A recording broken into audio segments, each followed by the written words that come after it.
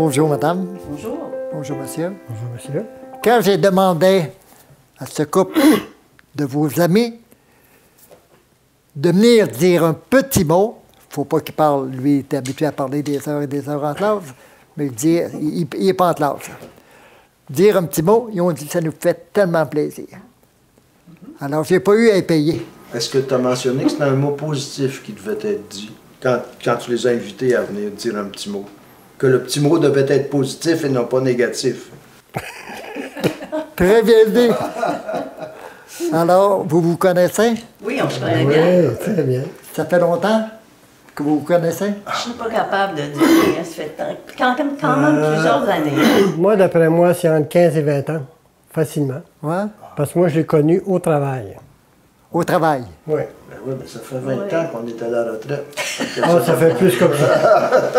C'est vrai. Ça va vite, hein? Comment tu t'es connu au travail?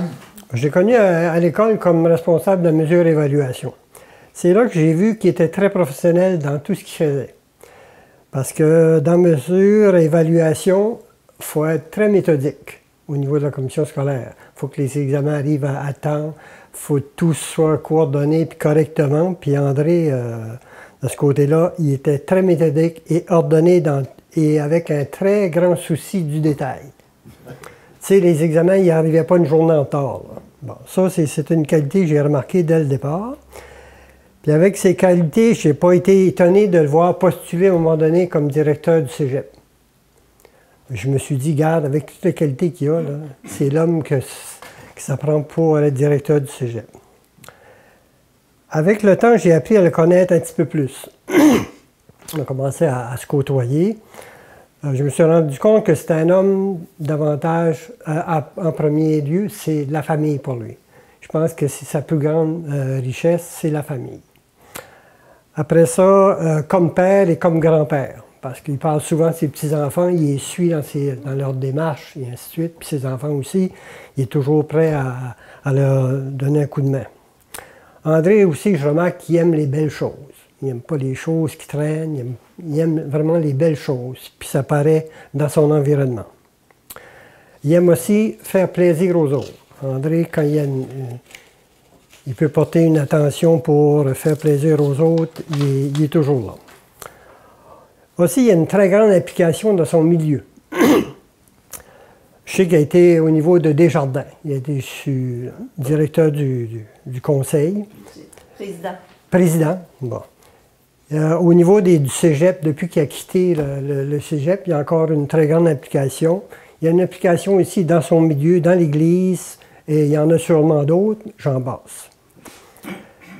Je sais par nos rencontres assez régulières que c'est un très bon cuisinier. On a toujours le plaisir de déguster tout ce qu'il fait, puis c'est toujours très, très bon. C'est un grand sportif, un amateur de plein air. Quand j'ai connu André, il faisait beaucoup de courses et ainsi de suite, puis c'est un amateur de plein air. Il fait de la marche, fait du canot, etc. Bon, puis en dernier, je peux dire que c'est un ami sur qui je peux vraiment compter. Si je l'appelle, André, il va être disponible, il va être là pour moi. Je ne sais pas si j'ai fait le tour d'André, mais c'était les principales qualités qui me sont venues à l'idée quand on m'a parlé de ça.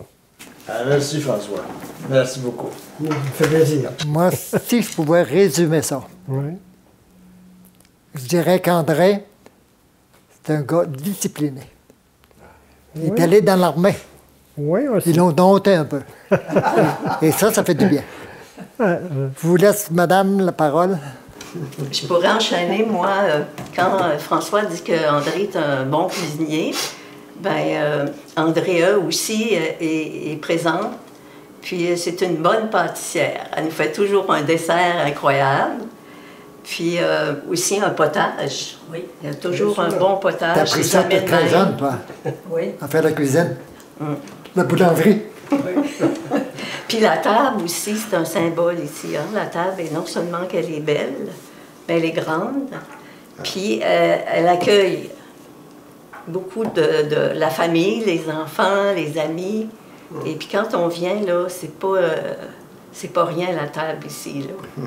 C'est rempli, là. Alors, André, je te dirais, moi, ce que j'apprécie beaucoup de toi, André, elle a une grande capacité d'écoute. Parce qu'on s'appelle des fois, ou on se parle quand on se voit. Puis moi, ben, je raconte toutes sortes d'affaires. Fait que des bonnes et des mauvaises, ou de n'importe quoi. Puis André a toujours un intérêt. Si elle ne comprend pas, elle me pose une question, mais elle est tellement présente à ce que je dis que je l'apprécie énormément, ça. Alors, je dirais aussi qu'elle est disciplinée et fidèle pour maintenir ses capacités physiques. Ah oui. Oui, parce qu'elle fait ses exercices le matin, tous les matins. Elle a suivi des cours de yoga. D'ailleurs, elle était meilleure que moi. Et puis, aussi des longues marches avec son chum. Fait que tout ça ensemble, puis pas d'abus alimentaire. Même si on mange très bien quand on vient ici, là, c'est pas une personne qui abuse puis qui mange toutes sortes de choses, tout ça. Alors ça, c'est très, très important. J'aimerais être aussi fidèle qu'elle. Et puis, elle est positive. André, c'est une personne positive. Vis-à-vis les événements, les différences des autres, quelle que soit, c'est une croyante, hein, mais quelles que soient les croyances de l'autre, elle a une ouverture complète. Tu sais, c'est une personne qui est capable de faire la part des choses, puis qui est positive en soi. Ça aussi, j'apprécie ça. Après, je dirais qu'elle est persévérante. Pas seulement dans ses exercices qu'elle fait, là. Elle est persévérante dans ses projets. Tu sais, elle fait de la couture, elle fait du tricot, puis tu te souviens, ton petit gilet que tu as tricoté, tu l'as repris. Oui, oui. Alors que moi, j'ai pas cette persévérance-là. Ensuite, engagée envers sa famille, envers son chum, envers ses petits-enfants. Et je l'ai vu avec Philivan, là, qui est le petit-fils de Joseph, qui vient souvent faire des séjours ici. Puis, j'en viens pas comment André est présente, tu sais. Pas présente pour le contrôler ou le surveiller, mais présente pour faire des choses avec lui. Faire de l'éducation, faire le jeu. S'il veut faire un jeu, elle fait le jeu. Patiemment, tu sais. Je trouve que c'est une belle... de bonnes attitudes envers Philivan, donc elle l'a fait avec les autres aussi, sûrement. Et aussi engagée, on a dit qu'André est engagé, mais c'est deux engagés. Hein. Les deux ont fait des ADAS. Et puis André s'est engagé, il me semble que c'était les Curcio. Oui, oui. Moi, c'est un mouvement là, dans lequel André était, je pense que tu étais l'animatrice. Hein? À tour de rôle. À tour de rôle, mais tu t'es engagé, beaucoup impliqué dans ce mouvement-là. Et puis aussi dans les ADAS, à l'église. Puis des amis nous disaient, quand c'est André qui font une ADAS, là, c'est vraiment bon. Ça nous appelle, c'est pas des répétitions J'en suis témoin. Tu es un grand témoin. Ben, tant mieux. Un petit témoin. Petit témoin, OK. Et puis, j'ai-tu d'autres? Ah oui, la maison d'Angèle. La maison d'Angèle, c'est une maison ici qui... c'est des religieuses laïques qui font beaucoup d'aide communautaire, qui font beaucoup aussi individuelles. Alors, ils les ont souvent interpellés. Et puis, André a été même présidente du conseil d'administration. Pas présidente. Comment on appelle ça? J'étais membre du conseil d'administration. C'était membre, OK. Alors, ils ont fait beaucoup de choses que moi, je ne sais pas tout, là, mais je sais qu'ils sont très engagés. Ils n'ont pas peur des engagements, tous les deux. Puis aussi, ils s'entendent bien pour faire les choses ensemble. Ça, c'est une force aussi que vous avez. C'est quand vous embarquez dans un projet, souvent, c'est les deux qui s'impliquent. C'est pas facile, c'est pas toujours ça, là, hein, la situation des autres. Alors, c'est ça que j'avais à dire d'important. C'est des grands amis, des bons amis. Et puis, c'est des personnes profondes. Et André nous éduque aussi. Nous éduque. C'est-à-dire qu'il nous informe il est très ouvert à la politique, à l'actualité, à plein de choses, même si on le fait nous-mêmes. Mais quand André ajoute son grain de sel, on dirait qu'il y a toujours quelque chose de plus. Au sport aussi. Hein? Au sport aussi. Alors, j'ai terminé, puis on est bien ici quand on vient. Ah, merci. Ben, merci beaucoup. Hein? C'est un plaisir.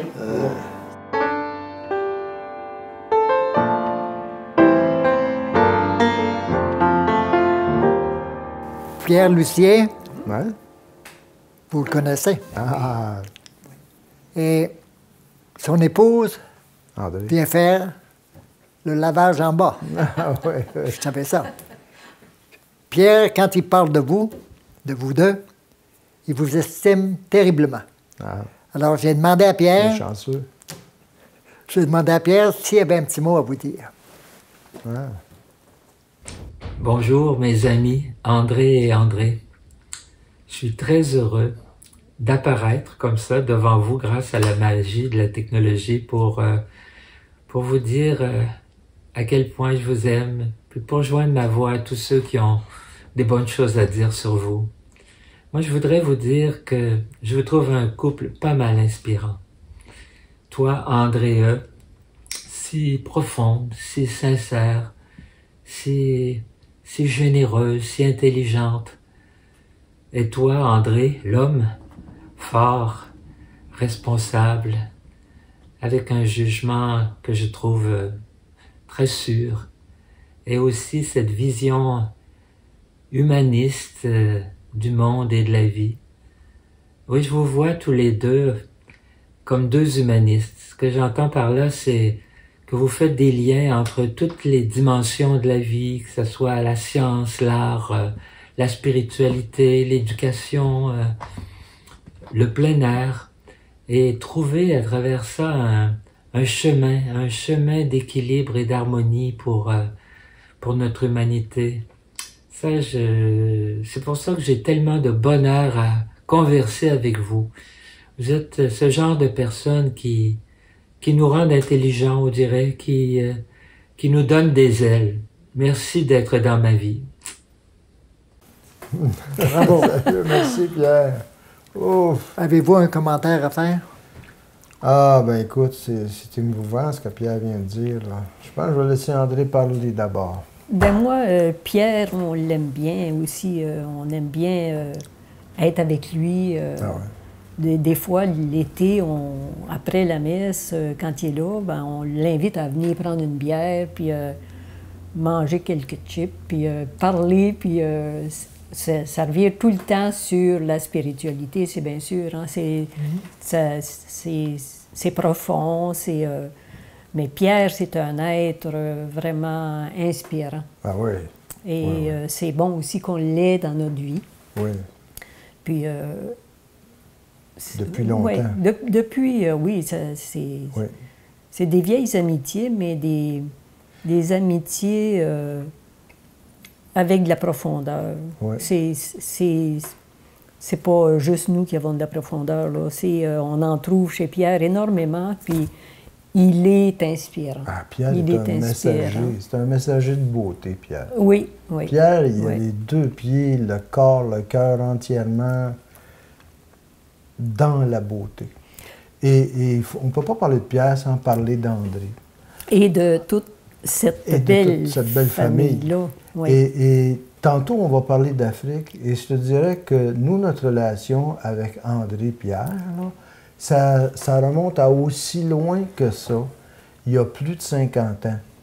Ça n'a pas toujours été une relation où on se côtoyait régulièrement, mais on ne s'est jamais perdu à travers le temps. Et je trouve qu'au cours des dernières années, Pierre, on a réussi à se rapprocher comme jamais. Et pour moi, c'est un enrichissement. Merci d'être là dans nos vies aussi.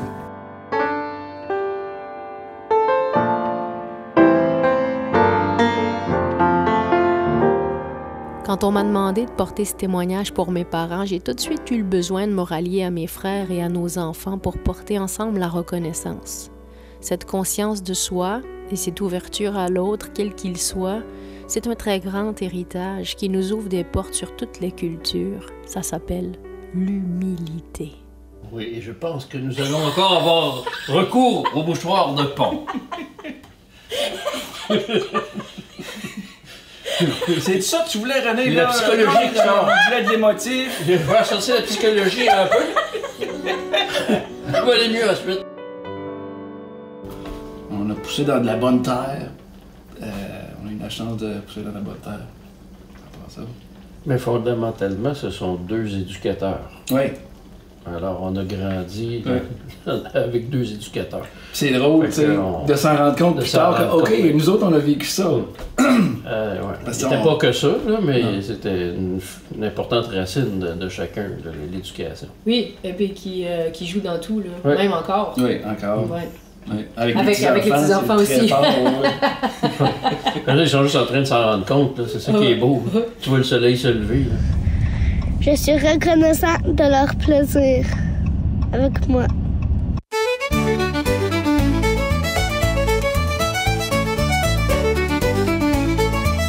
Maman, t'as pas dû faire ça.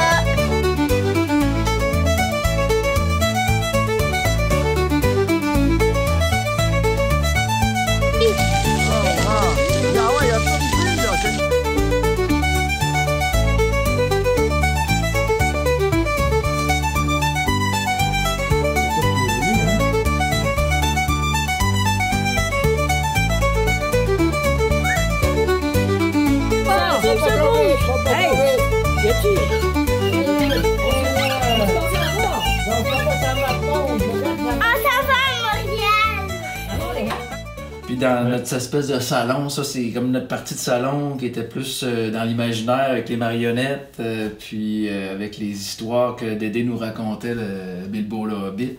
Ah oui, ça c'était-tu le fun, ça? Puis les glissades avec chez Jocelyn, les kisses chez Thérèse puis Gérard, les grosses glissades qu'on avait. Oui. Ça nous marque encore, là. On était encore. Là, on a fait les vannes là, dans l'héritage. Là, oui, mais là, ça se passe chez toi. Là. C'est toi qui as la descente merveilleuse. Puis on a toute notre façon de contribuer. Là. Tu parlais de contribution. Là, on a tout identifié une façon qu'on voulait, qu'on aime contribuer. Je suis reconnaissant de leur générosité en amour et de leur présence et de leur soutien.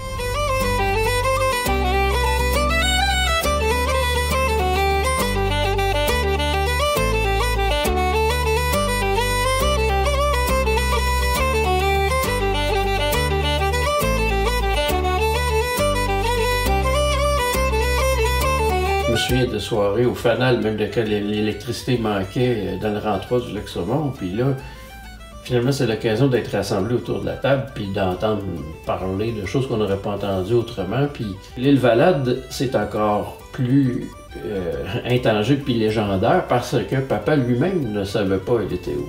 Donc il fallait creuser la question. Puis heureusement, il y avait Émile sur le plan généalogique et Gaël beaucoup sur le plan cartographique. Fait que c'est quand même assez fantastique de marcher sur ces lieux-là. Puis on marchait sur l'île comme dans un conte. On le sentait. Moi, je suis reconnaissant pour la beauté. Nous autres, on s'est fait brainwasher quand on était petits, toute la famille. Non, c'est bon. Papa nous disait miroir, miroir, c'est qui le plus beau? C'est grand-papa! Ouais, ça, il y a de l'imaginaire là-dedans. Oui, c'est ça, énormément.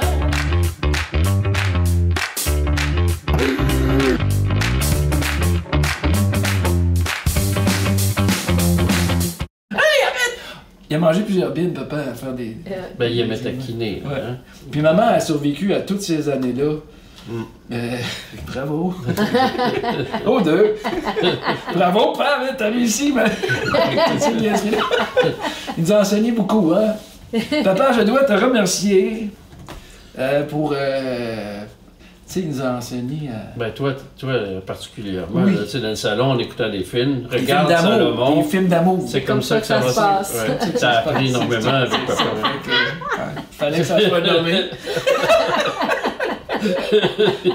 J'ai encore 20 notes, puis j'ai le numéro à pas proche, s'il y a de quoi, comment ça se fait un bec. Il va nous mettre mal à l'aise un petit peu.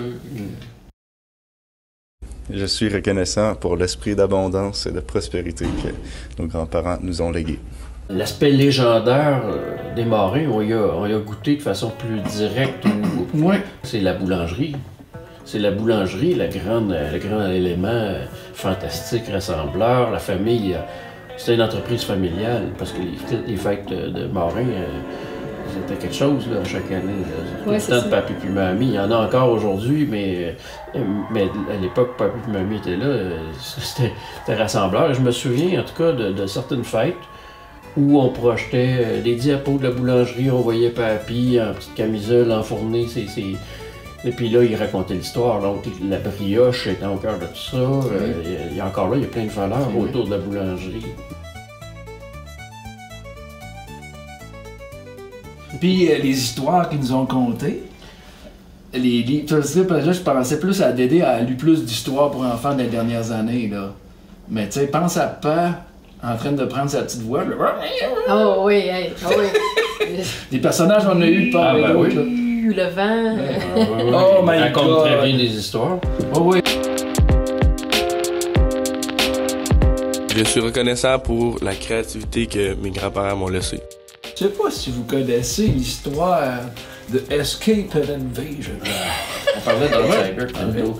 C'est que dans le cadre de cet exercice militaire qu'il raconte de façon extraordinaire, il a décidé, sa stratégie, c'était de faire l'inverse de tous les autres. C'est de partir à sens contraire dans l'exercice. Et c'est comme ça qu'ils se sont retrouvés les premiers à la base au retour. Donc, ils ont gagné le trophée de l'exercice Escape and Invasion. Mais tu sais, ça, quand on parle de l'héritage, c'en est un exemple de nous aider à penser toujours en dehors, de façon la créativité, penser en dehors de la boîte. Moi, je suis reconnaissant pour l'esprit d'aventure qu'ils nous ont légué, l'esprit de leadership, puis aussi l'humour. C'est ça, les parents qui ont voyagé aussi. C'est ça, qui étaient en contact avec plein de cultures, qui nous ont obligés aussi à être ouverts sur le monde. Le monde, les vraies personnes, mais le monde en soi, puis même à table, les saveurs et tout. Il n'était pas question de se satisfaire d'un mets puis de chialer qu'on n'en goûtera pas d'autres. Il fallait découvrir des choses, s'ouvrir. Et puis, ne pas dire qu'on ne serait pas capable. Donc, tout le temps être dans l'ouverture. Une ouverture qui se transmet de génération en génération, marquée par la bienveillance envers soi, envers l'autre, envers la nature. Marquée aussi par la responsabilité de déployer ses talents, sa lumière intérieure, de sorte qu'on puisse en transformer le monde avec bienveillance.